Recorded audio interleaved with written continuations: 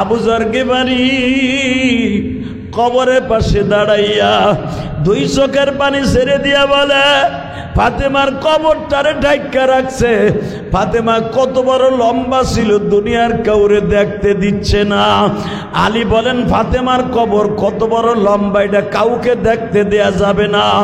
অনেকে বলে আবু যর গিফারি কবরে নামছে, ভুয়া টাটকা মিথ্যা কথা। আবু যর গিফারি কবরে নামে নাই, ফাতেমার কবরের পাশে দাঁড়াইয়া ফাতেমার কবরটা হযরত আলী আর হাসান হুসাইন চাদর দিয়া ঢাইকা রাখছে। মক্কা মদিনার কবর বাবা দেখতে অন্যরকম। মক্কা মদিনার কবর হলো খাড়া করে এইভাবে দিয়া, ভিতরে আর একটা কবর থাকে বাবা, একটুখানি গর্ত করে এখান দিয়ে লাশটা ঢুকায়, দুইজন নামে আস্তে করে ঢুকাইয়া দেয়। আমাদের দেশের মতো কবরস্থান না, বিশ্ব নবীকেও এইভাবে কবর দিছে বাবা।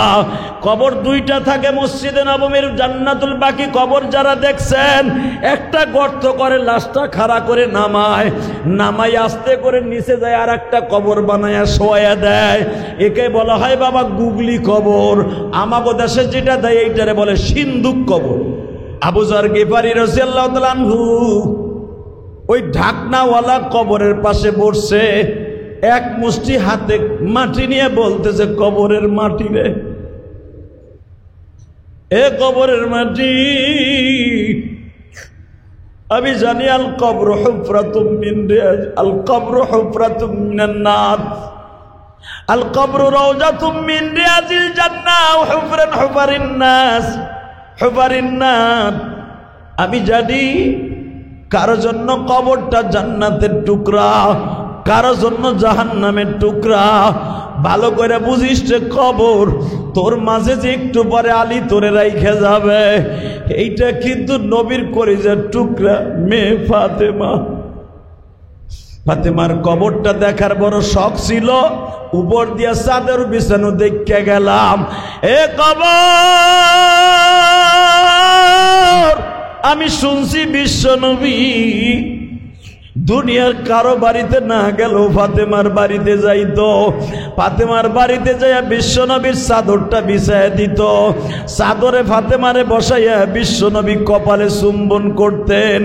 খবর রে, বিশ্বনবী যার বডিতে চুমা দিছে, যার কপালে চুমা দিছে, যার হাতে চুমা দিছে, যেই ফাতেমার কপালটা বুকে লাগায় আদর করছে, আদরের নবীর আদরের মেয়েটারে তুই কবরে কষ্ট দিস না। বারবার আবু যর গিফারি কবরকে ডাইকা ডাইকা বলে, কবরের মধ্যে থেকে কোনো আওয়াজ আসে না বাবা। ফাতেমা রাদিয়াল্লাহু তাআলা আনহাকে কবর দেয়া হয়েছে ইশারের নামাজের পরে। ইশারের পরে দাফন করার সময় হযরত আলী বারবার কবরকে ডেকে ডেকে বলছে, আমার ফাতেমারে আমি মাফ করে দিছি, তুইও মাফ করে দিস। আবু যর গিফারি আসরের পরে যাইয়া এক মুষ্টি মাটি নিয়ে বলতেছে, কবর তোর মাঝে যাবে হাসান হুসাইনের মা। বিনায়া বিনায়া কবরকে বুঝায়া বলতেছে, কবরের কোনো আওয়াজ নাই বাবা। হঠাৎ করে আবু যর গিফারি যখন উঠিয়া চলে আসবে, দারে কুতনির মধ্যে আসছে। আনাস ইবনে মালিক বলেন, আবু যর গিফারি এমন জোরে একটা চিৎকার মারছে, আবু যর কাঁপতে কাঁপতে জান্নাতুল বাকি কবরস্থান থেকে দৌড়াইয়া ভাগতাছে। আনাস ইবনে মালিক বলেন, আবু যর ভাই, তুমি তো এই গ্রামে থাকো না, আজকে আসিয়া কেন চিল্লাইতাছ? আবু যর গিফারি কান্দে আর কয়, আনাস রে, জানোস না রে আনাস, বিশ্বনবী যে বলছে, আল কবরু রাওজাতুম মিন রিয়াজিল জান্নাহ হুফরাতুম মিন হুফারিন নার।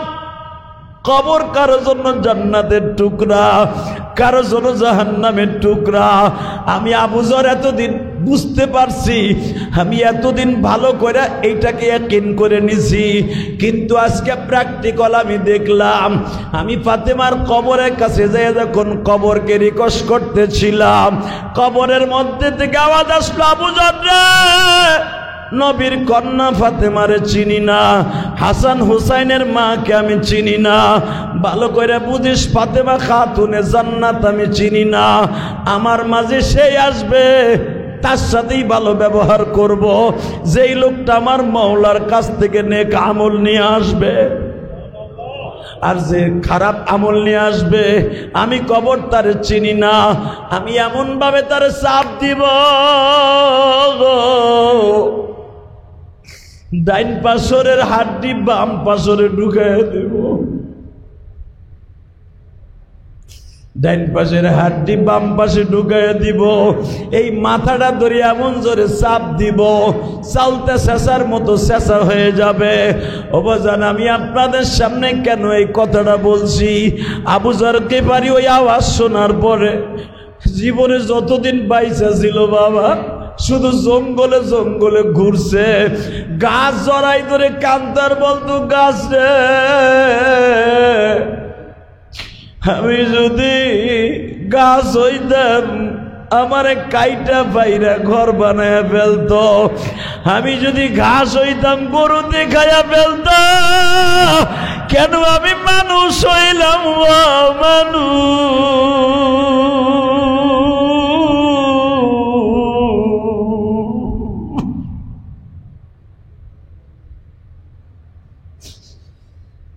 আবু যর গিফারী মাঝে মাঝে ঘাস বুকের মধ্যে নিয়া বাজান রে, মৃত্যু কুকুরের সামনে বইয়া, মৃত্যু গরুর সামনে বইয়া, যদি ভেড়া বকরি মরিয়া যাইতো, ওই ভেড়া বকরির সামনে লইয়া মৃত্যু বস্তুটারে কোলের মধ্যে নিয়া আবু যর গিফারী এই কথা বারবার বলতেন, দেখ ভেড়া বকরি মরে গেছে, জঙ্গলের মধ্যে কবর না দিয়ে ফেলায় দিছে, এর কোনো হিসাব নাই, আর আবু যর গিফারীর কবরের মধ্যে রাখবে। কবর আমার আওয়াজ দিছিল ফাতেমার কবরের পাশে বসিয়া, আমি কোন ফাতেমারে চিনি না, হাসান হুসাইনের মায়ের চিনি না। আরে আমি আবু যর যখন কবরে যাব, আমারও তো এমন জোরে চাপ দিবে আমার মাটিতে, আমার পাজরের হাড্ডিটা ভেঙে শূন্য বিশূন্য হয়ে যাবে।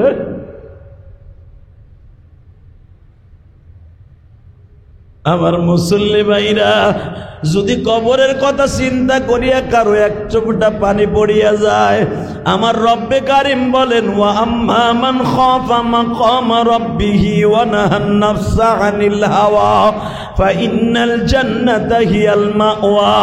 যারা কবরের ভয়, আল্লাহর ভয় পাপের কাজ ছাড়িয়া দিবে, আল্লাহ তারে জান্নাত দেখাইয়া লয়ে যাবে।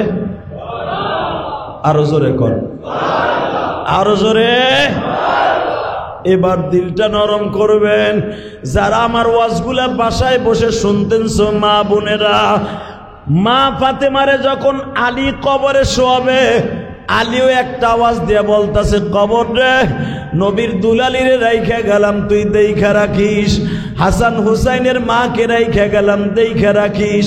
বারবার এই কথাগুলা যখন বলতাছে, হযরত আলী চিৎকার মেরে আওয়াজ শুনতাছে, ও আলী, কবরে ফাতেমাকে রাখার আগেই বিশ্ব নবী বলে দিছে, আমার ফাতেমারে কবর দেইখা রাখিস। রব্বে কারিম তার কোরআনে কারিমের মধ্যে বলেন, বান্দা যখন আমার প্রশংসা করে, আল্লাহ ভোলা মানুষ যখন আমার প্রশংসা করে, আমি আল্লাহ এতই খুশি হই, এতই খুশি হই, সারা পৃথিবী আমি তার জন্য ঝুঁকায়া দেই, সারা দুনিয়া তার প্রতি আনুগত্যশীল বানায় দেয়। কারণ বান্দায় আমার প্রশংসা করবে, সারা দুনিয়ার মাখলুক তার প্রশংসা করবে।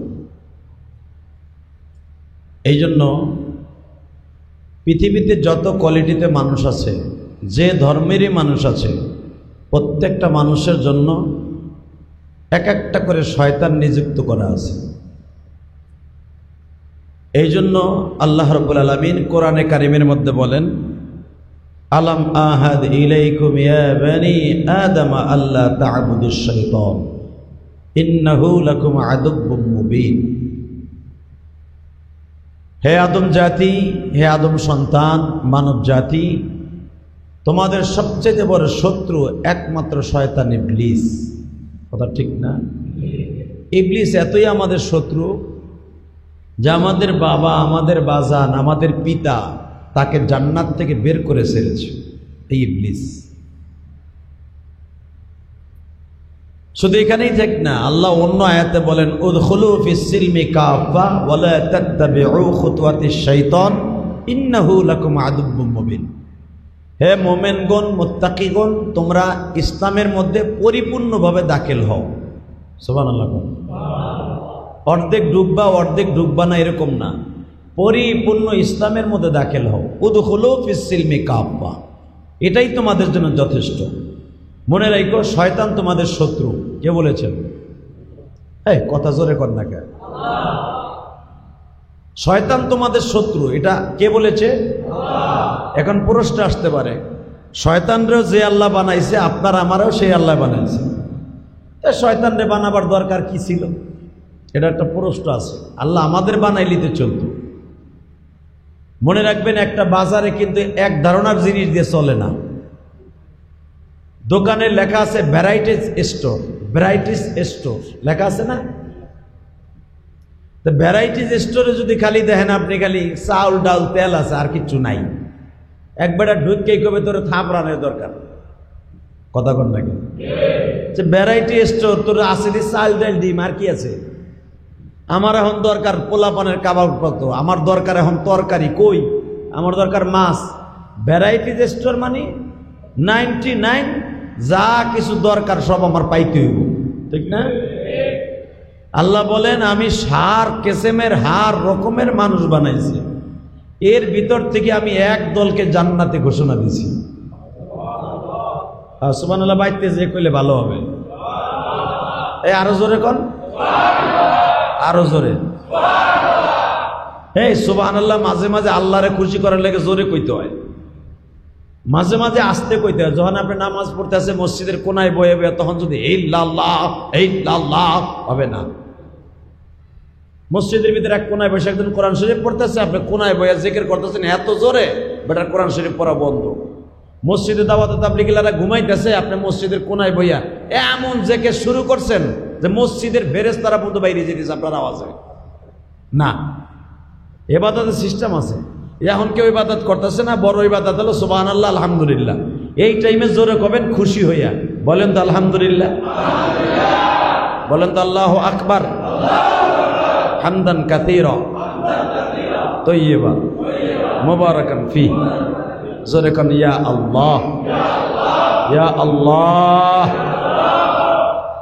প্রশংসা করছেন কার?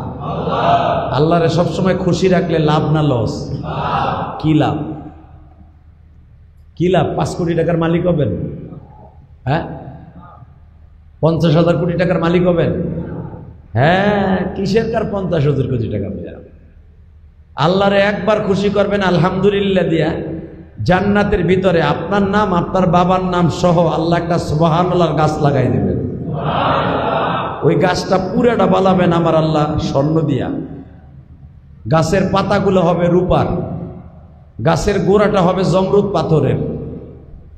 শুধু তাই না, রব্বে কারিম তাকে খুশি করতে যাইয়া আল্লাহ বলতেছেন, আমি তোমার জন্য জান্নাত বানায় রাখছি, যেই জান্নাতের একটা ইটা স্বর্ণের, একটা ইটা রূপার। তাহলে কি এর কার 50,000 কোটি, কিসের কার বিলিয়ন কুলিয়নটা কি? আমার রব্বে কারিম আপনার লেগে যা বানায় রাখছেন, পৃথিবীর কেউ কল্পনাও করে নাই, পৃথিবীর কেউ চিন্তাও করে নাই, ঠিক না? উনি হলেন রব। এই মুসলমানের সন্তান, ভালো করে বুঝবেন তো, আল্লাহ পাক এই দুনিয়ায় ভ্যারাইটিস স্টোর বানায় ছাড়ছে। ভ্যারাইটিস স্টোর বানানোর পর আবার আল্লাহ বলছে, আল্লাযী খালাকাল মাউত ওয়াল হায়া, আমি মানুষ বানাইয়া হায়াতও আমার হাতে রাখছি, মরণও আমার হাতে রাখছি। কে বলেছেন? ওনার হাতে যদি মরণ আর হায়াত না রাখতেন, মানুষ মানুষ থাকতো না, জানোয়ার হয়ে যেত, আল্লাহরে মানতই না, ঠিক না বেঠিক? শেখ হাসিনার হাতে কিন্তু হায়াত মওত ছিল না, ঠিক না বেঠিক? আমাদের ডাক্তার ইউনূস সাহেবের হাতে কি হায়াত মওত? হ্যাঁ, হায়াত মওত কার হাতে? হায়াত মওত মানুষের হাতে আল্লাহ দেন নাই। কেন? এই জন্য দেন নাই, দিলে মানুষ আমারে মানবে না। তো পৃথিবীতে আল্লাহ মানুষ বানানোর পরে শয়তান আমাকে পিছনে রাইখে দেয়া ভ্যারাইটিস স্টোর নামে একটা স্টোর খুলে দিয়েছে। এই ভ্যারাইটিস স্টোরের মধ্যে থেকে তুমি বান্দা শয়তানরে গ্রহণ করবা আল্লাযী খালাকাল মাউত ওয়াল হায়া লিয়াবলুয়াকুম আইয়ুকুম আহসানু আমালা। আল্লাহ বলতেছেন ভ্যারাইটি টেস্টের নাম ঘোষণা দিছি, এর ভিতর থেকে আল্লাযী খালাকাল মাউত ওয়াল হায়া লিয়াবলুয়াকুম আইয়ুকুম আহসানু আমালা। কি গ্রহণ করবা, শয়তানের পদাঙ্কন না আমি আল্লাহর রাস্তা দেখানো রাস্তা? যদি আমার রাস্তা দেখানো রাস্তা গ্রহণ করো, ইন্নাল আবরারা লাফি নাঈম ওয়া ইন্নাল ফুজ্জারা লাফি জাহিম। আমার দেখানো রাস্তা যদি গ্রহণ করো, ডাইন দিকে রাস্তা দিয়ে জান্নাতে চলে যাবে। যদি শয়তানের দেখানো রাস্তা, ভ্যারাইটি রেস্টোর থেকে শয়তানের দেখানো রাস্তা থেকে কিছু পণ্য গ্রহণ করো, জাহান্নামে যাইবা। কথাটা কে বলেছে? তাহলে বোঝা গেল দুনিয়াটাই ভ্যারাইটি রেস্টোর। হ্যাঁ, ভালো করে বুঝবেন, এই ভ্যারাইটি রেস্টোরের মধ্যে কে কি কিনবেন, লিয়াবলুয়াকুম আইয়ুকুম আহসানু আমালা। আল্লাহ বলেন আইয়ুকুম, আমি দেখব কে কি খরিদ করো। কথাটা কে বলেছে? তুমি শয়তানের রাস্তায় দেখানো এটা খরিদ করতে পারো, আমার রাস্তায় দেখানো ভালো রাস্তাও খরিদ করতে পারো, এটা ঘোষণা দিছে। এখন আপনাকে প্রশ্ন আসতে পারে যে শয়তানরে বানাবার দরকার কি আছিল, হেই ফেরেশতা দিয়ে নিয়ন্ত্রণ করত। আল্লাহ বলেন বান্দা এখানেই তো আমার পরীক্ষা, এইখানে আমার পরীক্ষা। ফজরের আজান শোনার পরে কে আরামের বিছানা ছেড়ে দিয়া মসজিদে যাস, আর কে শয়তানের টিপ খাইয়া আরাম খাইয়া খেতার নিচে ঘুমাই থাকস। এই জন্য আমি শয়তানরে ছেড়ে দিচ্ছি। আমি তোরে পাহারা দেবো ঠিকই সারা রাত, কিন্তু শয়তান তোরে পাহারা দিবে। আমার পাহারা গ্রহণ করার জন্য যারা ফজরে যাবি, হাসতে হাসতে জান্নাতে ঢুকবি।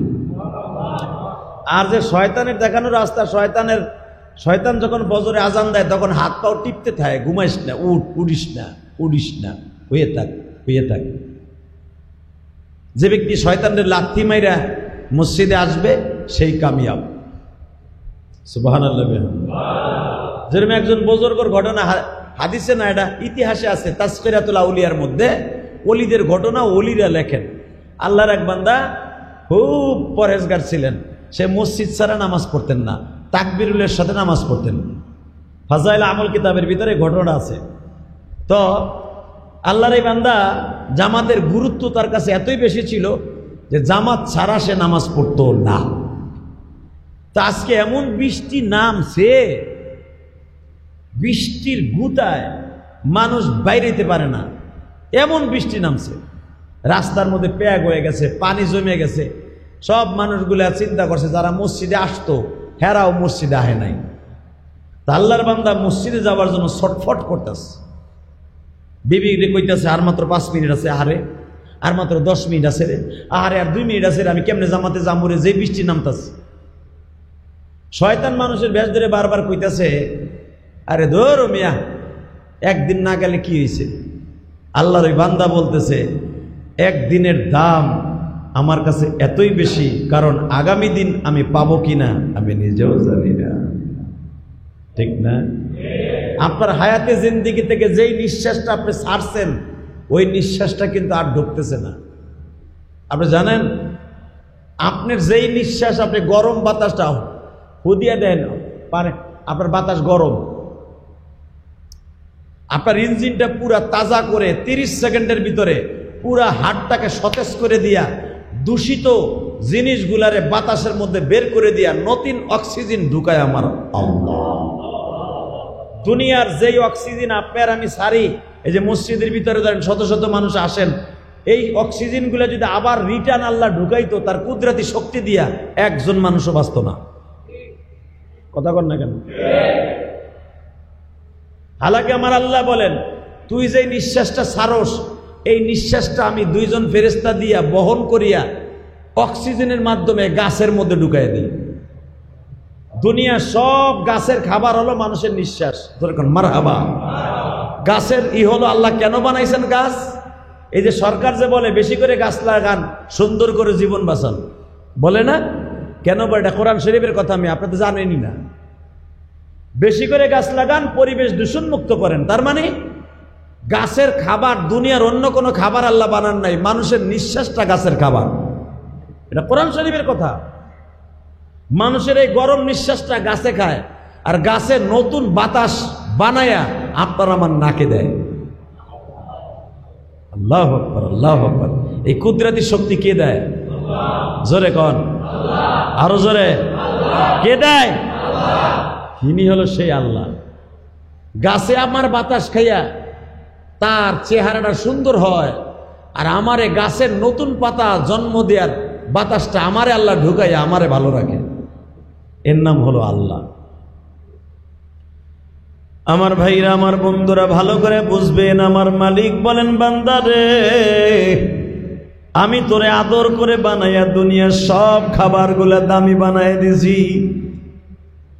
এ বান্দা ভালো করে বুঝবি, দুনিয়ায় তোর পৃথিবীতে যত প্রকার শক্তিশালী বাহন বানাইছি, সবচেয়ে শক্তিশালী হলো হাতি। কি নাম? হ্যাঁ, হাতি হলো সবচেয়ে শক্তিশালী। এই শক্তিশালী হাতি যদি সে জীবনে ভাবত যে আমার বডিটা কেমন, ও জীবনে মানুষ রাখতো না, মানুষ পাড়াইয়া মেরে ফেলাইতো। কিন্তু আল্লাহ পাক এই হাতিকে নিয়ন্ত্রণ করার জন্য ওর সামনে দুইটা কান দিয়ে দিছে, এত বড় বড় বট গাছের মতো, কুলার মতো দিয়া দিছে, যেন তোর চোখ দিয়া তোর বডি দেখতে না পারোস। পৃথিবীর সব মাখলুক তার বডি দেখতে পারে, হাতি ছাড়া। সুবহানাল্লাহ বললেন না? বাঘ পিছনে তাকাইয়া তার জিহ্বা দিয়া চুলকায়।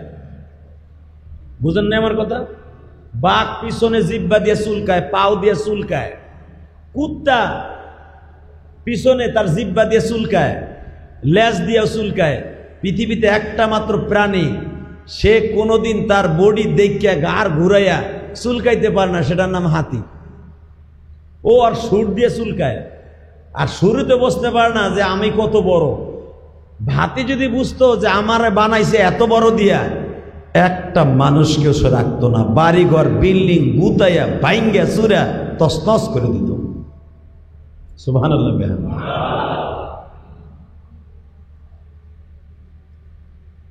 আল্লাহ তো আল্লাহ রাব্বুল আলামিন বলেন, আমি দুনিয়ার এই ভ্যারাইটি স্টোরে তোর ছাইরে দিছি, কে নেক আমল করে, কে বদ আমল করে, কারা শয়তানের ধোকায় বসে দুনিয়া শেষ করে, কে আল্লাহর সান্নিধ্য লাভের জন্য রাস্তায় নাইমা, আমার রাস্তায় নাইমা ইবাদত করে। এইটা আমি দেখার জন্য দুনিয়ায় পাঠাইছি। শয়তানও বানাইছি, মানুষও বানাইছি, আদমও বানাইছি। জোরে কোন আলহামদুলিল্লাহ। আল্লাহর খেলা বোঝার কোনো সিস্টেম নাই। সবসময় মাথায় রাখবেন, আল্লাহ সদা সর্বদাই বান্দারে চায়, কোন বান্দাকে আল্লাহ চান না জাহান্নামে দিক। আল্লাহ সবসময় চায় বান্দায় জান্নাতে যাক। তো আল্লাহর ওই বান্দা জামাত ছাড়া তো নামাজ পড়ে না। এখন খালি বৌরে কইতেছে, আরে আর 5 মিনিট আছে, আরে 3 মিনিট আছে। ইন দি মিন টাইমে আল্লাহর বান্দা দেখে যে আর দেরি করা যাবে না, বৃষ্টি নামে নামুক গে, কেদা হয়ে হোক গে। আল্লাহর বান্দা বৃষ্টির ভিতরেই একটা ছাতা মাথায় দিয়ে রওনা দিছে। কিছু দূর যাইবার পর শয়তান কয়, তোর এত কিছু বাধা দিলাম, তুই আমার কথা শুনলি না, দেখ এইবার তোর কেমনে যাস। একটা ল্যাং মেরে ফেলাই দিছে।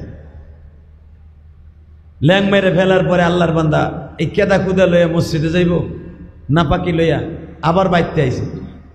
বাইতে এসে কইতেছে, বউরে আর একটা পাঞ্জাবি দে। বউ কয়, তোমার না করছিলাম না যাইতে, বেশি বুজুর্গি দেখাও। আর মহিলার গোষ্ঠী তো আপনারা বুঝেন, এরা অন্যরকম। এরা স্বামীর একটু দোষ পাইলি হয়েছে, ওই আরো বড় করে ঢুকায়। কথা কন না কেন? আর অগদোষ 99টা, একটা ঢুকাই দেখেন আপনার ভাত রান্না বন্ধ করে দিব। কথা কন না কেন? এ জাতি এইরকম। আল্লাহ তো বউ কয়, তোমার কইছিলাম না যাইও না, মগাবে শিবুই দেয়, বুজুর্গিরি দেয়, পাল্টায় দিস। আল্লাহর বান্দা দেখে আর 1 মিনিট আছে রে, দে দৌড়। দৌড় দিতে যে আবার শীত হয়ে পড়ে গেছে। জামা এবারও ভিজা নষ্ট হয়ে গেছে, আবার বাসায় এসে বউ কয়, মগা তোরে আমি কাপড়ও নাই, কিচ্ছু নাই, তোরে দিমুই না, যা হয়ে থাক। আবার উনয় বিনয় করে কয়, তোর পাঞ্জাবি নাই, করতে দিমু, লুঙ্গি নাই, লুঙ্গি 2টা, দুটা শেষ। আল্লাহর বান্দা বউর ছায়া পইরা নেওয়াটা দিছে। আল্লাহরে ভালোবাসার কি প্রেম! বউর পেটিকোট পড়ে আল্লাহর বান্দা কোন রকম একটা পাঞ্জাবি পরে আল্লাহর বান্দা রওনা দিছে। রওনা দিয়ে কিছু দূর যাইবার পরে দেখে একজন সামনে খাড়ায় কয়, শুনেন, আপনারা কষ্ট করতে হইব না, আপনি আমার কোলে উঠেন। আপনি আমার কোলে উঠেন, নয় গাড়ে উঠেন। কয়, না আমি তোর গাড়ি উঠবো কে? কয়, না উঠেন। জোর করে বুড়ারে ধরে মসজিদের বারান্দায় পৌঁছাই দিছে। জামাত শেষ হয়ে গেছে। জামাত শেষের পরে যে তারে কোলে করে উঠে দিছিল, দেহে হে কয় আহেন, আবার আমার ঘরে আহেন। কয় কে? আপনি মুরব্বী মানুষ, কেদার মধ্যে হাইটে যাবেন, আমার ঘরে আহেন, আপনার আমি বাসায় পৌঁছে দিই। কয় ধরো এবার পারবো মিয়া, নামাজ শেষ হয়েছে, আমার অস্থিরতা শেষ, এখন আর অসুবিধা নেই, আমি আস্তে আস্তে যাইতে পারবো। কয় না, আগায় যখন দিয়ে গেছি বাইতে পৌঁছে দেওয়ার আগ পর্যন্ত আমি যাব না। সুবহানাল্লাহ কইতে পারলেন? ইন্নাহু লাকুম আদুব্বুম মুবিন। শয়তান তোমাদের শত্রু, আল্লাহ কইছে। কিন্তু আবার শয়তান তোমাদের বশ মেনে যাবে। রাসূল সাল্লাল্লাহু আলাইহি ওয়াসাল্লাম যখন এই ওয়াজ করতেছে যে শয়তান দুনিয়ার সব মানুষের জন্য এক একটা শয়তান নিযুক্ত করা, এক সাহাবী সাহস করে বলে লাইছে, হুজুর আপনার পিছনে কি শয়তান আছে? নবী বলেন, হ্যাঁ আমার পিছনে শয়তান আছে, কিন্তু আমারটা আমার কাছে মুসলমান হয়ে গেছে। আরো জোরে কর। আমি ইলিয়াস রহমান জিহাদির পিছনে যেটা আছে এটা তো আর মুসলমান হয়নি, হইছে, বরঞ্চ আমার আইক্যালা বাসদানো লেগে খারাই দিছে, আইক্যালাটা দেওয়ানো লেগে খারাই। তার মানে দেখবেন রাস্তা দিয়ে যখন আমি যামু, আমি না যত ইমাম আছে, একজন কইতেছে এই যে হুজুর আমার প্রিয় হুজুর যায়, পাশে তার একজন ওর আইক্যালা শয়তান বাস দিয়ে কয়, ধর বেটা তুই জিহাদির বদনাম শুরু করে দে। যে লোকটা আমার ভালো কইতো ওরে আধা কেজি বদনাম আমার কয়। আস্তে কথা কইলে বোবা হয়ে মরবা। ওই লোকটা কইছে ভাই জিহাদি আমার খুব প্রিয় হুজুর, ইউটিউবে ওয়াজ শুনি, লোকটা মায়ের ওয়াজ করে, লোকটাও কান্দে, জনগণও কান্দে। হট করে শয়তান আরে কুরুত দিয়ে কয় বদনাম 1.5 কেজি কয়, আস্তে করে শুরু করে, এবারে চিনো সারে জিহাদি ভালো হইলে দেশে খারাপ কেনা।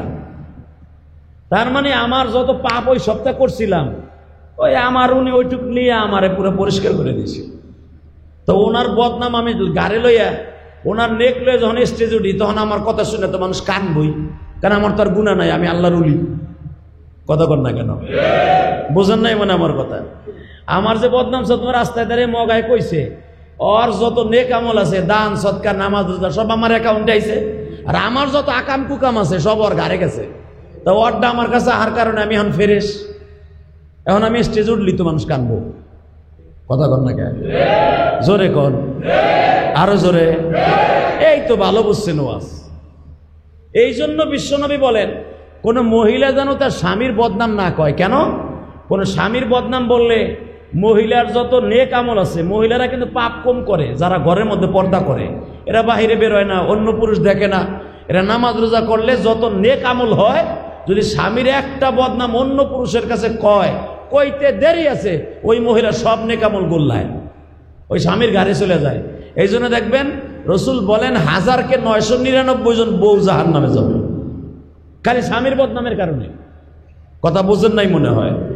1000কে 999 জন জাহান্নামী হলো মহিলা। তার ভিতরে মহিলারা কেন জাহান্নামে যাবে? একমাত্র স্বামীর নাশুকরি করার কারণে। পুরুষ যাবে 1 জন 1000, আর মহিলা যাবে 999 জন। Ladies ladies ladies ladies first. আর এই দুনিয়াও লেডিস ফার্স্ট, মরার পরও লেডিস ফার্স্ট, মনে রাখবেন। আল্লাহ তো যাওয়ার সময় মসজিদ থেকে গাড়ি করে নিয়ে কয় চলেন, যখন দিয়ে গেছি আবার চলেন।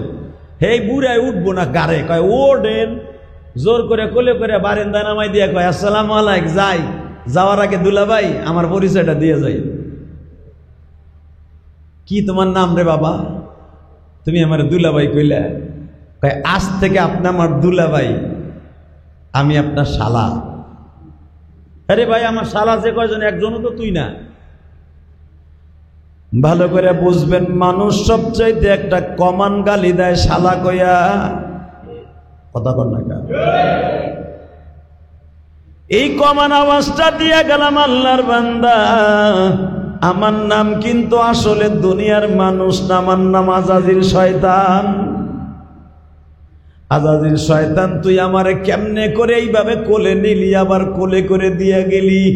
বলে আপনারে শুধু কোলেই লই নাই, 2 বার আছাড়ও মারছি। যখন আমি দেখছি আল্লাহর বান্দার কোন রকম ভাবে আল্লাহর প্রেমের থেকে সরাইতে পারি নাই, আমি শয়তানকে ভেরাইছে স্টোরে আল্লাহ ছাইরা দিছে। একদিকে আল্লাহর রহমান, কে কিনবে আল্লাহর রহমান, কে কিনবে শয়তানের ওয়াসওয়াসা? আসলে আল্লাহ রহমতের কাছে আমি শয়তানের ধোঁকা কোন রকম ভাবে কুলাইয়া পারি নাই রে আল্লাহর বান্দা। লাশ ফিনিশিং এ 2 বার যখন ল্যাং মাইরা ফেলাবার পরে 3য়বার যখন আপনি রওনা দিছেন গো, আমি দেখলাম যদি আপনি এই অবস্থায় একজন মানুষকে দাওয়াত দিয়ে লইয়া মসজিদে যান, ওই লোকটার কারণে এলাকার মানুষ নাজাত পাইয়া যাবে। আপনি দাওয়াত দিতে না পারেন, এর লিগে তাড়াতাড়ি মসজিদে দিয়েছে আপনারে। আবার যাওয়ার সময় নামাজের দাওয়াত না দিতে পারেন, কারণ আপনার জবান দিয়ে যারে দাওয়াত দিবেন হেইটাই নামাজি হয়ে যাবে। হ্যাঁ সুবহানাল্লাহ, বোর বগলে যেয়ে করবে হ্যাঁ না কমা। এই শয়তান কইতাছে আপনি যাওয়ার সময় আসার পাসার খাওয়ার পরে যদি একটা লোক এখন নামাজে লয়ে যান, তাহলে এলাকার সব মানুষ জাহান্নাম থেকে জান্নাত পেয়ে যাবে। কারণ আপনার জবান আল্লাহ এমন বানায় দিছে, আপনার ভ্যারাইটি স্টোর থেকে এমন কিছু কিনছেন যে আমার রব্বে কারিম আপনি যা বলবেন তাই শুনবে। এখন আপনি মসজিদ থেকে বেরিয়েছেন, যদি 2টা লোকরেও কোন ভাই নামাজটা পড়িয়া হোক, ওই লোকটা জান্নাতে যাবে। অতএব আপনার নেকের কাজ করতে দেয়া যাবে না, আপনার এমনি থুয়েছি ঘরের মধ্যে, আমি এই লেগে আমি দিয়ে গেলাম। আসলে আমি মানুষ না, আমি শয়তান।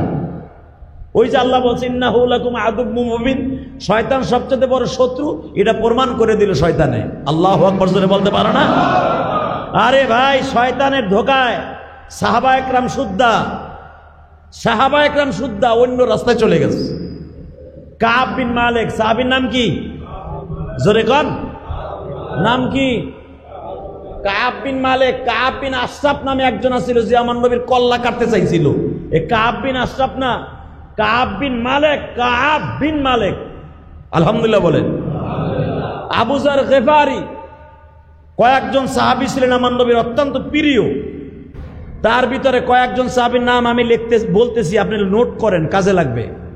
কত সুপারস্টার নায়ক নায়িকা, কত নায়িকার নাম মুখস্থ আছে, কত নায়কের নাম মুখস্থ আছে, কত খেলোয়াড়ের নাম মুখস্থ আছে, কত প্রধানমন্ত্রীর নাম মুখস্থ আছে, সাহাবীর নাম মুখস্থ নায়িকা। 1 নম্বরে কোন? আবু সাইদ খুদরি। কোন?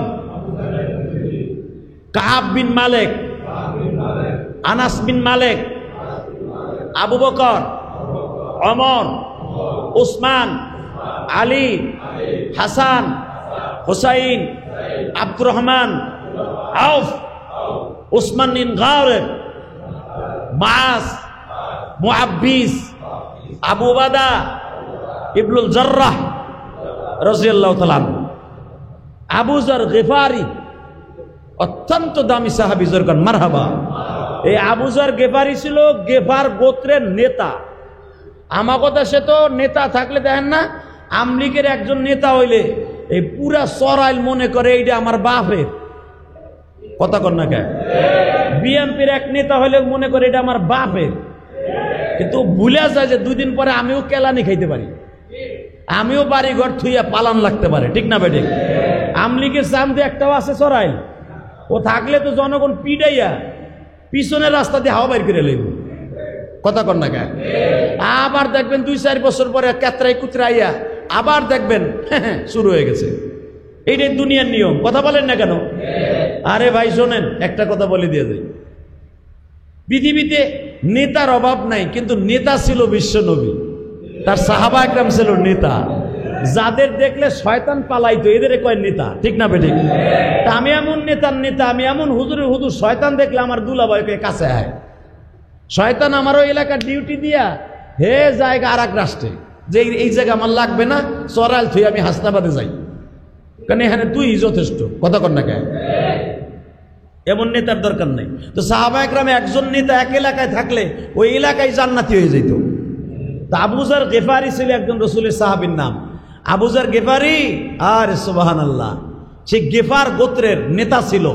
মক্কার থেকে প্রায় 180 কিলোমিটার দূর ছিল আবু যার গিফারির বাড়ি।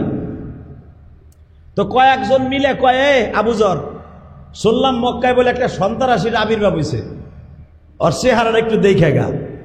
সুবহানাল্লাহ কইলেন না? সুবহানাল্লাহ কেন কইতে কইলেন? আবু যার গিফারির জীবনটা সুন্দর হয়ে যাবে। আর আবু যার গিফারিরে যে বলছে যে সন্ত্রাসী হয়েছে, নাউজুবিল্লাহ বলেন। তা আবু যার গিফারি বলতেছে, ভাইরে আমি যে জামু, আমি তো একটা দলের নেতা, আমারে তোমরা দলের নেতা হিসাবে প্রেরণ করতেছ, কিন্তু একটা কথা আমি তোমাদের বলে দিয়ে দেই, যদি মোহাম্মদ সন্ত্রাসীদের চেহারার ছাপ না হয়, আমি কিন্তু তার কাছে কালেমা পড়ে মুসলমান হয়ে যাব। আবু যর গিফারি, সে গিফার গোত্র থেকে আসছে, একা একা, খুব জ্ঞানী মানুষ, তো খুব বুদ্ধিমান মানুষ, নেতা মানুষ। আইসা মক্কায় প্রথম কাবাঘরের সামনে বইছে। কাবাঘরের সামনে বইয়া মনে মনে ভাবে, কেউ রে পাই না, এই লোকটার আমি তালাশ করবো, কেউ রে পাই না। ইন দ্য মিন টাইমে এত দূর থেকে লোকটা আসছে, দেখে যে মসজিদের কোনায় বয়ে রয়েছে। হযরত আলী বিকেলবেলা জিজ্ঞেস করে, ভাইরে তোমার নাম কি? আমার নাম আবু যর, আমি জরের বাপ, আমার পোলার নাম আবু যর, অর্থাৎ আমি জরের বাপ। হযরত আলী বলেন, তোমার নাম আবু যর, জিজ্ঞেস করে নাই কি জন্য আইছো, আগে আসো আমার বাড়িতে, আসো খাওয়া দাওয়া করো। আলহামদুলিল্লাহ বলেন। খাইতে লয়ে গেছে, তো জিজ্ঞেস করতেছে, আচ্ছা আমি যে তোমার বাড়ি মেহমান হইলাম, একবারও যে আমার জিজ্ঞেস করলাম আমি কি জন্য আইছি? হযরত আলী বলে, মুসলমান ধর্মের এইটা না যে তুমি কি জন্য আইছো এটা জিজ্ঞেস করার দরকার নাই, সওয়াল করবো কেন? তুমি যে জন্য আইছো, তুমি একজন মেহমান, মেহমানের কদর করতে আল্লাহ বলছে, আমি কদর করলাম। আবু যর জ্ঞানী মানুষ, বুঝে ফেললেন মুসলমান কারে কয়। এরপরে দেখা যায় সকাল চলে গেল, বিকাল চলে গেল, রাতের সময় দেখে লোকটা মসজিদের পাশে বসা, কোনো কথাবার্তা না বলিয়া বারবার জিজ্ঞেস করতেছে, তোমাদের মাঝে মুহাম্মদ কে গো? সুবহানাল্লাহ বললেন না? মানুষের কাছে জিগায়, যার কাছে জিজ্ঞাসা সে হলো রসুলের শত্রু। যায় বেটা, ওই সন্ত্রাসীদের তুই কি করবি? ও এক নম্বর খারাপ, ওর মতো খারাপ এই মক্কা শহর একজনও নাই, এ ওর কথা জিজ্ঞেস করিস কেন? তুই কি মুসলমান হইতে আইছস? আবু যর গিফারি বলে, আর সবাই দি তারে খারাপ কয়, তাহলে কি লোকটা আসলেই খারাপ? তার বংশের মানুষ, তার পাশে বাসার পাশের মানুষ, তার ঘরের পাশের মানুষ, তার আপন চাচারাও তারে খারাপ কয়, তাহলে কি লোকটা খারাপ মানুষ? আবু যরের মাথা হ্যাং হয়ে গেল, কি করণ যায়, কি করণ যায়? লোকটারে যদি একবার দেখে যাইতে পারতাম তাহলে মনে তৃপ্তি তো পাইতাম। আসলে কি লোকটা গুন্ডা না সন্ত্রাসী না ভালো লোক, দেখতেই তো পারতাছি না, হে কই আছে তাও তো জানি না। আবার সকালবেলা হযরত আলীর সাথে দেখা, কিরে ভাই আপনি যে আবার মসজিদে পাশে বসা হেরেমের মধ্যে? ভাই যার জন্য আসছিলাম সেই জিনিসটা হাসিল হয় না, এর লেগে রয়ে গেছে। আলী বলেন, সব বাদ, আগে আহেন আমার বাপের বাড়ি, আহেন নাস্তা করেন। আবার খাওয়াইছে। সুবহানাল্লাহ। খাওয়ান দাওয়ানোর পরে জিজ্ঞেস করে, ভাই মুসলমান যে শব্দটা, তুমি কি এই বাচ্চা মানুষ, তুমি কি মুসলমান? কেন আলী তো যুবক। হযরত আলী বলে, হ্যাঁ আমি মুসলমান। আচ্ছা ভাই তুমি যদি মুসলমান হও, কার হাতে মুসলমান হয়েছ? মুহাম্মদ রাসূলুল্লাহ সাল্লাল্লাহু আলাইহি ওয়াসাল্লাম। সে তোমার কি লাগে? আমার আপন চাচতো ভাই। তুমি কয় বছর বয়সে কালেমা পড়ছো? কয় 10 বছর বয়সে। তোমার বয়স কত? আমার বয়স এখন কত হবে? 18-19 হয়েছে। আচ্ছা এই 18-19 বছর বয়স তোমার, তুমি তার আপন চাচতো ভাই, তার ভিতরে কি কোনো খারাপ জিনিস দেখো নাই? হযরত আলী বলেন, আমি কেন, পৃথিবীর কোনো মাখলুকও দেখে নাই আমার নবীর মধ্যে কোনো খারাপই আছে। একটু জোরে বলতে পারলেন না? এবার আবু যর বলতেছে, আবু যর বারবার বলতেছে, ভাই একটা কথা জিজ্ঞেস করি, কি তুমি যার কাছে কালেমা পড়ছো ওই লোকটার কাছে কি আমার একটু নিয়ে যেতে পারো? বলে, দেখো তার কাছে যে তুমি যাবা, তুমি কি একবারও জানো, তুমি কি একবারও জানো তার কাছে যাওয়া খুব টাফ ব্যাপার? কেমনে? তার শত্রু চারিদিকে মক্কায় সব জায়গায়, বরঞ্চ আমি তোমারে তার কাছে নিয়ে যেতে পারবো না, কিন্তু রাস্তা দেখাই দিতে পারবো। তুমি যদি জ্ঞানী মানুষ হয়ে থাকো, অল্প সময়ের ভিতরে বুঝা ফেলবা যে এই জায়গায় মুহাম্মদ আছে, এই লোকটাই মুহাম্মদ। ঠিক আছে, তুমি খালি রাস্তা দিয়ে হাঁটবা, আমি তোমার পিছনে পিছনে হাঁটবো। আলী বললেন, আমি যেই দিকে একটা পাথর মারবো মনে করবা ওই রাস্তা দিয়ে গেলেই কোনো ঘরের মধ্যে মুহাম্মদ সাল্লাল্লাহু আলাইহি ওয়াসাল্লাম আছে। তখন আমার নবী আরকান ইবনে সাবিত অর্থাৎ ওমরের বাড়ির পিছনে জায়গাটা এখনো পর্যন্ত আছে। আল্লাহু আকবার বলা। এই বেটা, এই বারবার ওঠোসকে?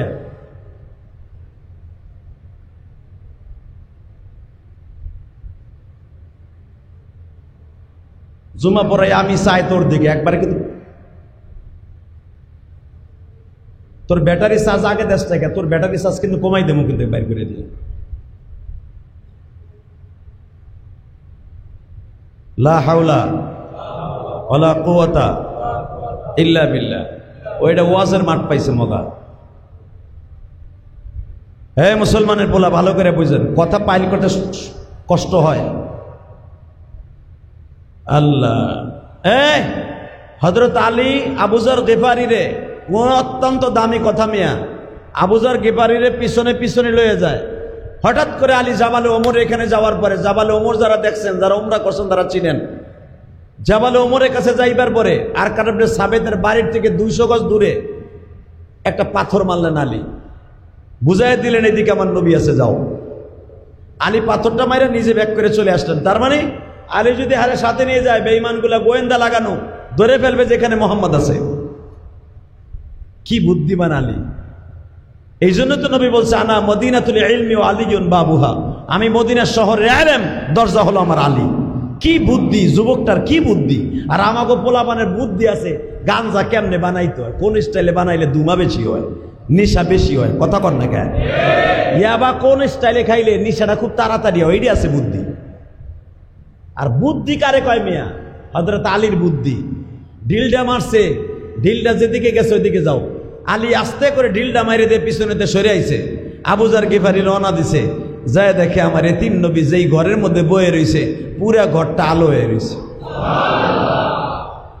আবু যর গিফারী দেখে ঘরের মধ্যে বাতি নাই, কিন্তু পুরা বাতিটা একজনের চেহারায় বাতি।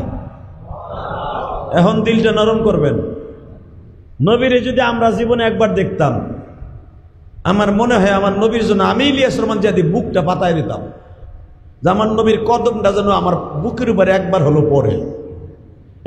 হিন্দুরা যদি একটা পুরোহিত, একটা ব্রাহ্মণের জন্য একটা গরু রাস্তা দেখো না ইউটিউবে, গরু রাস্তা দিয়ে যায়, হ্যাঁ সামনে হুইয়া পড়ে, এটা হলো তাকে দেবতা। গরু পিঠের উপরে পাড়া দিয়ে যায়, নাউজুবিল্লাহ বললেন না? হালাকে গরুর সামনে না, কোন মানুষের সামনে সেজদা দেয় হারাম, হেরা গরুর সামনে সেজদা দেয়। আর আমার নবী এমন নবী, বুকের উপর দিয়ে যদি পাড়া দিয়েও যাইতো, আমার জীবন ধন্য হয়ে যেত। হ্যাঁ, আবু যর গিফারী যাইয়াই দেখে পুরা ঘরটা আলো। আবু যর গিফারী বারান্দায় দাঁড়ায়া কান্দে আর কয়া, হারে এই লোকটা তো সন্ত্রাসীর চেহারা হইতে পারে না। এই লোকটার চেহারার মধ্যে এমন দামি দামি জিনিস আছে, আমি তো জীবনে এত সুন্দর কোয়ালিটির চেহারা কোনোদিন দেখি নাই। আমার গোত্রের মানুষগুলা বলল সন্ত্রাসী, মুহাম্মাদের চাচারাও বলল সন্ত্রাসী, মুহাম্মাদের চাচতো চাচারা, ফুফাতো ভাই, মামাতো ভাই, মুহাম্মাদের বাড়ির আশেপাশে সবাই বলল খারাপ লোক। হালাকে পৃথিবীতে খারাপ লোকের চেহারা এইরকম হতে পারে না। আবু যর গিফারী রাদিয়াল্লাহু তাআলা আনহু বাবা আস্তে আস্তে করে নবীর সামনে বসলেন, কোনো কথা বল না বলিয়াই বলে ফেললেন, আগে আমার কালেমা পড়ায় দেন। নবী আমার বলে, আমি তোমার চিনি না জানি না, তোমারে কালেমা পড়াবো, কারণ কি? তোমারে কে দাওয়াত দিছে? সঙ্গে সঙ্গে আবু যর বলে, ও বিশ্ব নবী, আমি একটা গোত্রের নেতা, আমি মানুষ চিনতে ভুল করি না। আমার ফ্যামিলিতে অন্তত 1200 মানুষের লিডার, আমি মানুষ চড়াইয়া খাই, দুনিয়ার সব মানুষ যদি আপনার খারাপ কয়, এটা খারাপ মানুষের চরিত্র হতে পারে না। যেই মানুষটা ঘরে বসলে ঘর আলো হয়ে যায়, যেই মানুষটা কথা কইলে গালের মধ্যে থেকে মেশকাম্বারের ঘেরান কয়, যেই মানুষটা কথা বললে গালের মধ্যে থেকে আলো বের হয়ে যায়, যেই মানুষটা হাঁটলে যদি তার ওই রাস্তা দিয়ে আলো প্রয়োজন হয় না, আমার আর দেরি নাই, আমার কালেমা পড়ান পরে বাকি কথা কই। বাজানরে বিশ্ব নবী কালেমা পড়াই দেওয়ার পরে আবু যর গিফারি বললেন, ইয়া রাসূলুল্লাহ, আমি আমার ছেলে মেয়ে আমার গোত্রের লোকগুলা নিয়ে আসতেছি। নবী আমার বলে, আবু যর রে, আপাতত তোমার মক্কায় তাদের আনতে হবে না, আমি বিশ্ব নবী হয়তো কয়েক মাস পরে আমার হিজরাতের অর্ডার হয়ে যাইতে পারে। তুমি মক্কায় যদি মানুষগুলা নিয়ে আসো, তুমি মক্কায় ঢুকলে তোমার মাইরা ফেলবে, তোমার লোকজন লইয়া মদিনায় সাক্ষাৎ কইরো, তোমার সাথে আমার মদিনায় বাকি কথা হবে। বাজান আবু যর গিফারি এমন একজন দামি সাহাবী হয়ে গেলেন, আমার নবী যেটায় যাইতেন ছাতির মতো হয়ে আবু যর গিফারি নবীর সামনে দাঁড়ায় থাকতেন। নবী যুদ্ধে গেল, আবু যর গিফারি নবীর পিছনে থাকতেন। নবী যখন যুদ্ধে যাইতেন, আবু যর সামনে থাকতেন। নবী যখন খাবার প্লেট ধুইতে যাইতেন, আবু যর গিফারি ধুইয়া দিতেন। বাজান আবু যর গিফারি মদিনায় হিজরাতের পরে এক দুইজন না, আবু যর গিফারি কালেমা পড়ে যাওয়ার পরে তার ফ্যামিলিতে শত শত মানুষ কালেমা পড়াইলেন। আরো জোরে কর। শত শত মানুষ লইয়া মদিনায় হিজরাতের পরে বিশ্ব নবীর কাছে হাজির। আমার নবী দেখায় আবু যর গিফারিরে চিনা ফেলছে। তোমার না গিফার গোত্রের নেতা আবু যর। ইয়া রাসূলুল্লাহ, আপনি আমারে কেমনে চিনলেন? আবু যর রে, আমি আমার মায়ের গর্ভে থাকা অবস্থায় যা দেখছি তাও আমার মনে আছে। বাদশা আব্রাহারে ধ্বংস করছে, সেই দৃশ্য আমি নবী মার পেটে বসে অনুধাবন করতে পারছি। আবু যর, তুমি কি ভাবতেছ আমি নবী কি সাধারণ মানুষের মতো? ও আমার কলিজার মুসল্লি ভাইরা, আবু যর গিফারিরে শয়তান কোনোদিন ধোঁকা দিতে পারত না। যখনই আবু যরের কাছে শয়তান আসতে চাইতো, আবু যর বুঝতো এখন আমার শয়তানে ধোঁকা দিবে। আবু যর গিফারির সঙ্গে সঙ্গে বলতেন, আমি আমার নবীর হাতের সাহাবী, আমার নবী স্পেশাল দোয়া করে দিয়ে দিছে, আবু যর রে কিয়ামত পর্যন্ত হায়াত পাইলেও তোরে শয়তান ধোঁকা দিতে পারবে না। বাজান আবু যর গিফারির ইতিহাস আপনারা জানেন। এই আবু যর গিফারি লম্বা চওড়া একটা হায়াত পাইছিলেন। আবু যর গিফারি একা একা থাকতে ভালোবাসতেন, চুপচাপ থাকতে ভালোবাসতেন, শয়তানের ধোঁকা থেকে এড়াইয়া চলতেন। মানুষের কাছে গেলে গীবাত শিকায়েত করতে হবে, এই জন্য আবু যর একা একা বাগানের মধ্যে ইবাদত করতেন। আল্লাহু আকবার, জোরে বলা। এই জন্য দেখবেন মসজিদে নববী থেকে যাইতে একটা মসজিদ আছে, মসজিদে আবু যর গিফারি। আবু যর গিফারির মসজিদে আবু যর একা একা জামাত করতেন। হযরত ওমর বললেন, আপনি মসজিদে নববীতে আসেন না, বাগানের মধ্যে কেন একা একা জামাত করেন? আবু যর গিফারি বলতেন, ও ওমর, আমার মানুষের কোলাহল ভালো লাগে না, আমি আমার মাওলার সাথে সিজদায় বসে কথা কই। আমি যখনই দরকার হয় বিশ্ব নবীর কাছে যাই গো, নবীর কাছে রিপোর্ট চলে গেল, নবী আপনার আবু যর গিফারি কোনো দামি জায়গায় যায় না, একা একা থাকতে ভালোবাসে। আমার নবী দোয়া করলেন, আল্লাহ আমার আবু যরকে তুমি একা একাই রাইখা দিও। বাজান রে, এবার দিলটা নরম করবেন। বিশ্ব নবী বিদায় নিয়ে চলে গেলেন। ইন দি মিন টাইমে আবু যর গিফারি কানে কে যেন খবর দিলেন, আমার এতিম নবী দুনিয়ায় নাই রে আবু যর। আবু যর মসজিদের থেকে বের হয়ে নবীর লাশের সামনে দাঁড়াইয়া দুই বুড়া পানি ছেড়ে দিয়া বলে, নবী গো, কালেমা আপনার নিজের হাতে পড়াই আমারে ফাঁকি দিয়া চলিয়া গেলেন, আমি আর মসজিদে নববীতে কোনোদিন আসবো না। আবু যর গিফারি বাবা অনেক দূরে চলিয়া গেলেন। 6 মাস পরে আবু যর গিফারি আমার মদিনায় আসলেন। কে জানো ডেকে ডেকে বলে, আবু যর রে, নবীর কন্যা ফাতেমা বিদায় নিয়ে কবরের বাসিন্দা হয়ে যাইতেছে। আবু যর গিফারি মনে মনে কয়, নবীরে তো দেখছি, নবীর কন্যারে তো জীবনে দেখি নাই, তবে আমি মনে মনে ভাবি ফাতেমারে কই কবর দিবে। ফাতেমারে জান্নাতুল বাকি কবরস্থানে বাবা কবর খনন করা হইল।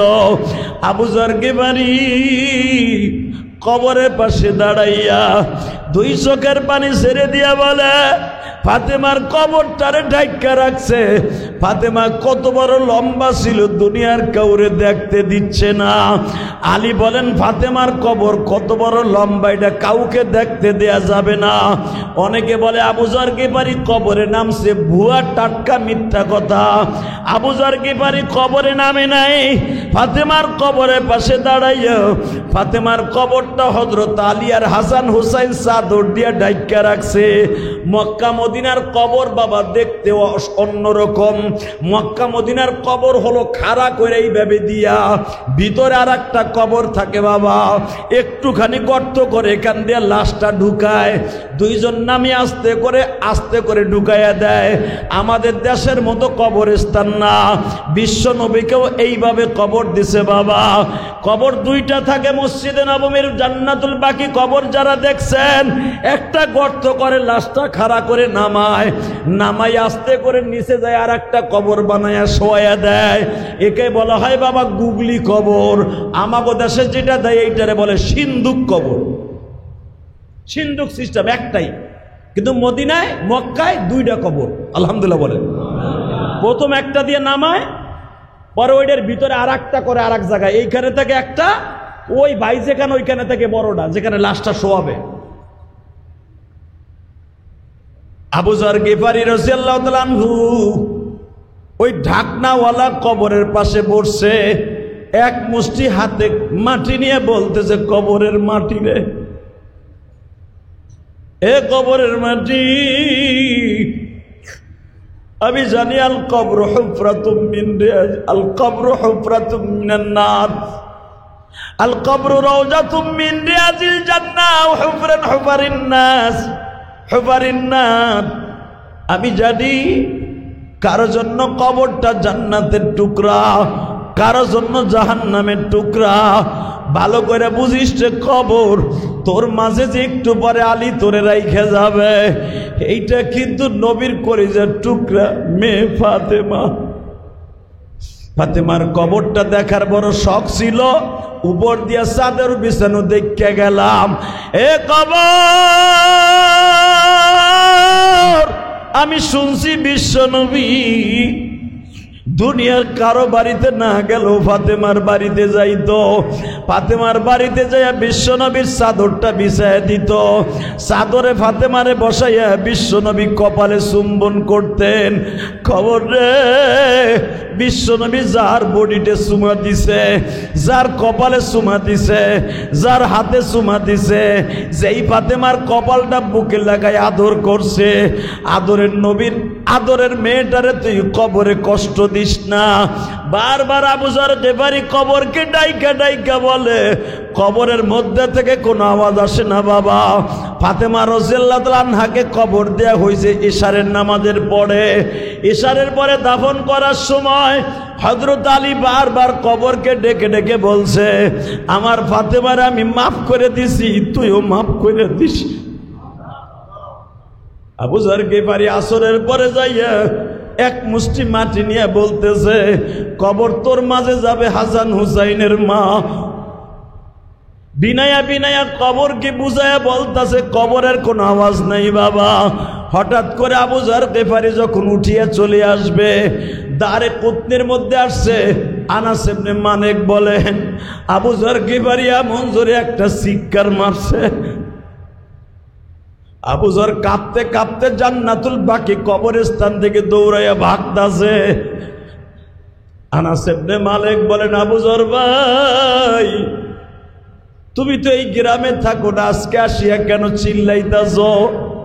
আবু যর গিফারি কান্দে আর কয়, আনাস রে, জানোস না রে আনাস, বিশ্বনবী যে বলছে, আল কবরু রাউজাতুম মিন রিয়াজিল জান্নাহ আও হুফরাতুম মিন হুফারিন নার। কবর কারো জন্য জান্নাতের টুকরা, কারো জন্য জাহান্নামের টুকরা। আমি আবু যর এতদিন বুঝতে পারছি, আমি এতদিন ভালো করে এইটাকে ইয়াকিন করে নিছি, কিন্তু আজকে প্র্যাকটিক্যাল আমি দেখলাম। আমি ফাতেমার কবরের কাছে যাই যখন কবরকে রিকোয়েস্ট করতেছিলাম, কবরের মধ্যে থেকে আওয়াজ আসলো, আবু যর রে, নবীর কন্যা ফাতেমারে চিনি না, হাসান হুসাইনের মাকে আমি চিনি না, ভালো করে বুঝিস ফাতেমা খাতুনে জান্নাত আমি চিনি না। আমার মাঝে সেই আসবে, তার সাথেই ভালো ব্যবহার করব, যেই লোকটা আমার মাওলার কাছ থেকে নেক আমল নিয়ে আসবে। আর যে খারাপ আমল নিয়ে আসবে, আমি কবর তারে চিনি না, আমি এমন ভাবে তারে চাপ দিব, ডাইন পাশরের হাড্ডি বাম পাশরে ঢুকাই দিব,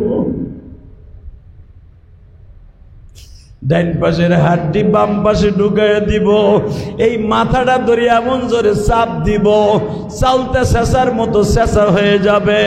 ও বাজান, আমি আপনাদের সামনে কেন এই কথাটা বলছি?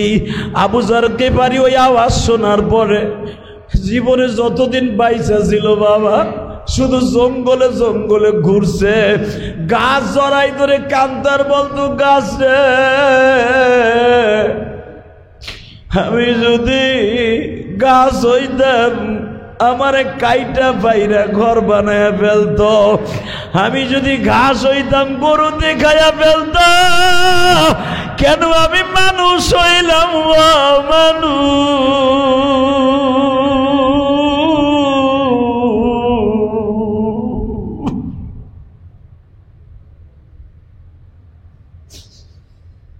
আবু যর গিফারি মাঝে মাঝে ঘাস বুকের মধ্যে নিয়া, বাজান রে, মৃত্যু কুকুরের সামনে বইয়া, মৃত্যু গরুর সামনে বইয়া, যদি ভেড়া বকরি মরিয়া যাইতো, ওই ভেড়া বকরির সামনে লইয়া মৃত্যু বস্তুটারে কোলের মধ্যে নিয়া আবু যর গিফারি এই কথা বারবার বলতেন।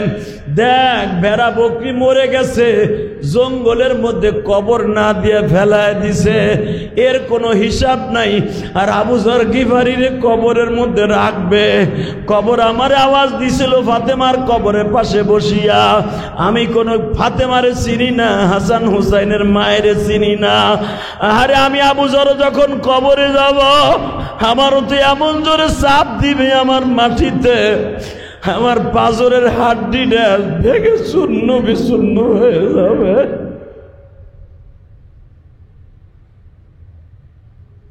আমার মুসল্লি ভাইরা, যদি কবরের কথা চিন্তা করিয়া কারো এক চোখটা পানি পড়িয়া যায়, আমার রব্বে কারিম বলেন, ওয়া আম্মা মান খাফা মাকাম রাব্বিহি ওয়া নাহান নাফসা আনিল হাওয়া ফাইন্নাল জান্নাতা হিয়াল মাওয়া। যারা কবরের ভয়, আল্লাহর ভয়ে পাপের কাজ ছাড়িয়া দিবে, আল্লাহ তারে জান্নাত দেখাইয়া লয়ে যাবে। আরো জোরে কর, আরো জোরে। এবার দিলটা নরম করবেন। যারা আমার ওয়াজগুলা বাসায় বসে শুনতেন, মা বোনেরা, মা ফাতেমারে যখন আলী কবরে শোয়াবে, আলীও একটা আওয়াজ দিয়ে বলতাছে, কবর রে, নবীর দুলালিরে রাইখা গেলাম, তুই দেইখা রাখিস, হাসান হুসাইনের মাকে রাইখা গেলাম, দেইখা রাখিস। বারবার এই কথাগুলা যখন বলতাছে, হযরত আলী চিৎকার মেরে আওয়াজ শুনতাছে, ও আলী, কবরে ফাতেমাকে রাখার আগেই বিশ্ব নবী বলে দিছে, আমার ফাতেমারে কবর দেইখা রাখিস। তোমার চিন্তা নাই, তোমার ফাতেমারে কবর দেইখা রাখবো। আল্লাহু আকবার জোরে বলতে পারলেন না? আবু যর গিফারিরে বললেন, কবরে আমি ফাতেমারে চিনি না। আলীরে বললেন, কবরে দেইখা রাখবে, কারণ ফাতেমার নেক আমলগুলো আল্লাহর কাছে কবুল হয়ে গেছে। মেরে ভাই, দোস্ত বুজুর্গ, ভালো করে বোঝার চেষ্টা করবেন। কবর কারো কাছ থেকে 1 টাকা ঘুষ খাবে না। কবর কারো কাছ থেকে 1 টাকা ঘুষ খাবে না। কবরের জিন্দেগিতে যারা আছে তাদের কাছ থেকেও 1 টাকা পাইসেলটি করবে না। এটা দুনিয়ার নিয়ম না, এটা আমার আল্লাহর দেয়া নিয়ম। আল্লাহর দেয়া নিয়মের বাইরে চাইরানার কাজ হবে না। আল্লাহ রাব্বুল আলামিন সঠিকভাবে আমল করার তৌফিক দান করেন। জোরে করে আমিন। কালেমা নিয়ে যাওয়ার তৌফিক দান করেন। শুধু একটা কথা মনে রাখবেন, এই দুনিয়ায় আইজ আছি কাইল নাই, বাহাদুরি করে কোনো লাভ নাই। কথা বলেন। অতএব নেক আমলগুলো আল্লাহর কাছে ভালোভাবে উপস্থাপন হোক, আমিও চাই, আপনিও চান। সঠিকভাবে যদি নেক আমলগুলো আল্লাহর কাছে নিয়ে যাইতে পারি, কবরটা হবে জকজকা ফকফকা। আল কবরু রাউরাতুম মিন রিয়াজিল জান্নাহ। আপনার আমার কবরটা জান্নাতের টুকরা হয়ে যাবে। তো আপনার আমার কবর জান্নাতের টুকরা হোক, আপনারা চান না? কে কে চান দেখে আল্লাহকে হাত উঁচা করে দেখান তো।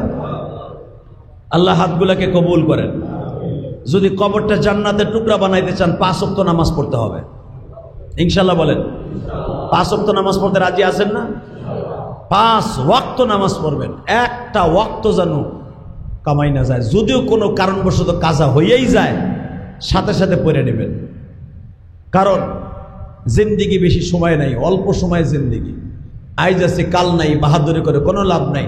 সময় থাকলে, সমর্থন থাকলে, যদি তৌফিক থাকে, বেশি বেশি করে দান করব। হায়াতে জিন্দিগি যদি কেউ দানের খাতা খোলা থাকে, ওই মানুষটাকে সমস্ত বিপদ থেকে আল্লাহ রক্ষা করে। আল্লাহ সুবহানাহু ওয়া তাআলা আপনাদের সবাইকে ভালো রাখেন, সুস্থ রাখেন। জুমার পরে আর একটা প্লাস পয়েন্ট আছে। জুমার পরে আমার এই যে হাবিবনগর মাহফিল আছে, জুমার পরে আমার বয়ান। জুমার নামাজ পড়ে যদি মনে করেন খাওয়া দাওয়া করি নাই, খাইতে যেয়ে, তাহলে আর আমার বয়ান পাবেন না। জুমার নামাজের পরেই এখান থেকে যদি মন চায় যে আপনারা ওইখানে যাবেন, ইনশাআল্লাহ তাআলা জুমার নামাজটা পড়ে যে খাওয়া দাওয়া না করেই ওখানে যাবেন। বেশি সময় বয়ান করব না, আইয়া খাইতে পারবেন। আল্লাহ তাআলা আপনাদের সবাইকে তৌফিক দান করো। এরপরে রাতের মাহফিল অনেক দূরে, এই জন্য জুমার পরেই আমি বয়ান নিয়েছি, ওখানে বয়ান করে চলে যাব। যদি ইলিয়াস রহমান জিয়াদি কেউ ভালোবেসে থাকেন, ও কি মাঠে যাবেন। আর আল্লাহ রাব্বুল আলামিন জুমার বয়ানগুলা এবং জুমার দিনের আমলগুলা অন্য দিনের থেকে 70 গুণ বৃদ্ধি করে দিবেন। যে ব্যক্তি ওয়াজের ময়দানে যাওয়ার আগে যতগুলো কদম লাগায় যাবে, প্রত্যেকটা কদমের বিনিময়ে আল্লাহ রাব্বুল আলামিন হাজার হাজার নেকির ব্যবস্থা করে দিবেন। অতএব ওই মাঠের মধ্যে বাকি কথা হবে। আপাতত শুধু এতটুকু মনে রাখবেন, 5 ওয়াক্ত নামাজ আমার পড়তে হবে। দুনিয়ার বাহাদুরি না, আখিরাতের বাহাদুরি হলো সবচেয়ে দামি জিনিস। আল্লাহ তাআলা আমাদের কালেমার সাথে দুনিয়ার থেকে বিদায় করুক। জোরে করেন আমিন।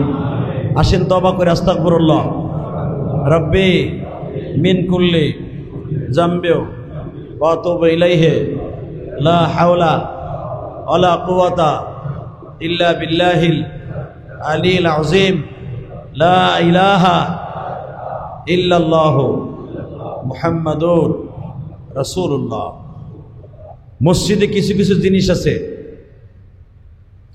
জিনিস আছে, যে আমলগুলা, যে জিনিসগুলা কিয়ামত পর্যন্ত আপনাকে নেক আমলের ভিতরে গণ্য করা হবে, এবং এগুলো নগদ আমল। তার ভিতরে মসজিদের টাইলস, মসজিদের ফ্যান, মসজিদের বাতি, আলহামদুলিল্লাহ বলেন।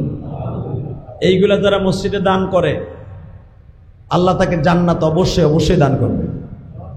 তার ভিতরে দেখেন এই যে কার্পেট, মসজিদের কার্পেট, এই কার্পেটগুলা এমন একটা দামি আমল। এই কার্পেটে যতগুলা মানুষের নামাজ পড়বে, প্রত্যেকটা মানুষের নামাজের সওয়াব আপনার অ্যাকাউন্টে জমা হবে। এত দামি আমল এটা। শীতকাল সামনে আসতেছে, অনেকে প্রিপারেশন নিয়ে নেন। মসজিদের 1, 2, 3 কাতার যখন হয়েছে, বাকি আরো 3 কাতার হবে। প্রিপারেশন আছেন তো ইনশাল্লাহ?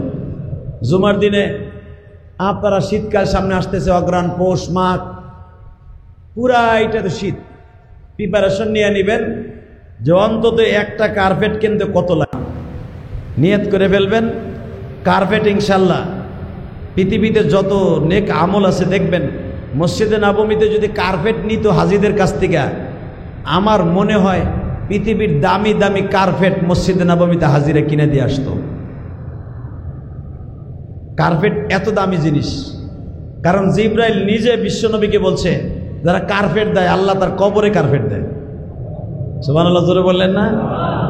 অতএব যদি মনে মনে ভাবেন আমার বাবার নামে মার নামে একটা কার্পেট এই মসজিদে দিবেন, মানসিকভাবে প্রিপারেশন নিয়ে নেন। আমি আপাতত আপনার কাছে চাইতেছি না, মানসিকভাবে প্রিপারেশন নেন যে আমি একটা কার্পেট দিব। এ বেশি টাকা দাম না, অল্প কয়েক টাকার দাম। আল্লাহ তাআলা যেন আপনাদের সবাইকে মানসিকভাবে প্রিপারেশন নেওয়ার তৌফিক দান করেন। আল্লাহুম্মা আমিন। রব্বানা যালামনা আনফুসানা ওয়া ইল্লাম তাগফির লানা ওয়া তারহামনা লানাকুনান্না মিনাল খাসিরিন। আল্লাহুম্মা ইগফির লানা ওয়া লিওয়ালিদাইনা রব্বিরহামহুমা কামা রব্বায়ানি সগীর। নিজের হাতে বান্দা তুমি বানায়া কেমনে দিবা জাহান্নামে ফেলায়। বান্দা তোমার দুহতনে কান্দে মবুরিয়া উঠাইয়া মৌলাজি। আল্লাহ শীতের মৌসুম আসতে আসতে আসতেছে, শীতের কাপড় চোপড় আমরা ধুয়ে মুছে রেডি করছি, কিন্তু আমাদের ছেড়ে যারা কবরে চলে গেছে, জনম দুঃখিনী মা, জনম দুঃখ মিয়া বাবা যাদের কবরে চলে গেছে, তাদের কবর অবস্থা কি হইব?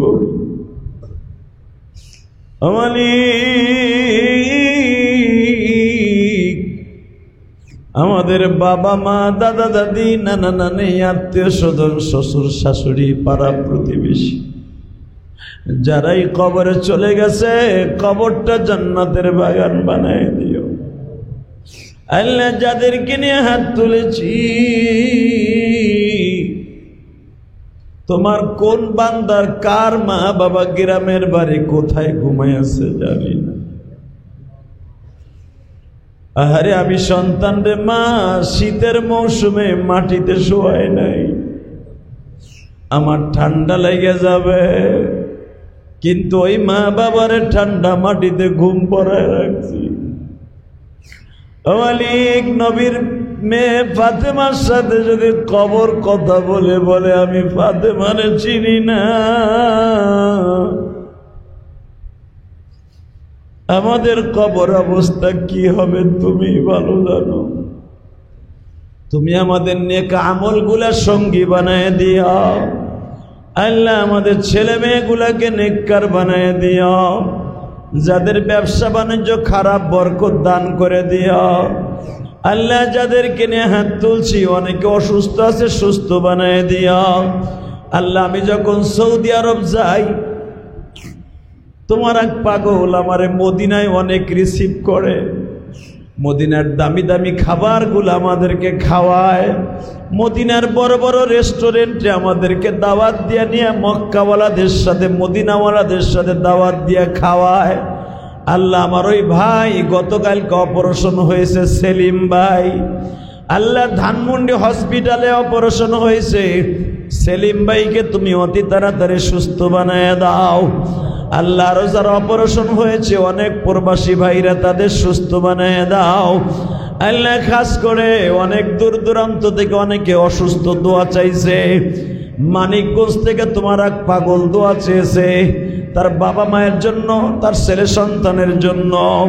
মেহেরবানি করে তার বাবা মা সহ সকলকে তুমি কবুল করিয়া লাও, ছেলে মেয়েদেরকে তুমি কবুল করিয়া লাও আল্লাহ। তার 3টা ছেলেকে তুমি নেককার বানায় দাও।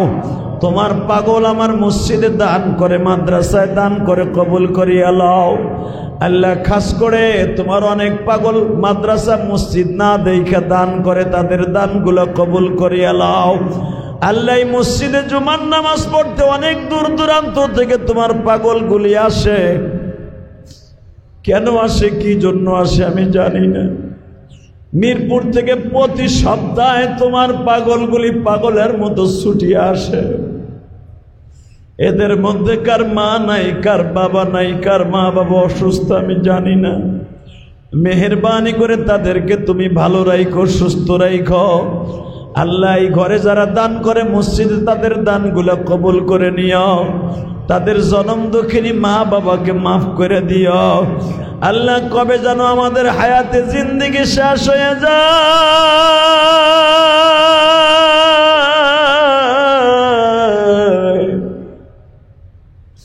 কিবা হবে সঙ্গে আমার মরণে, কেবা হবে সঙ্গে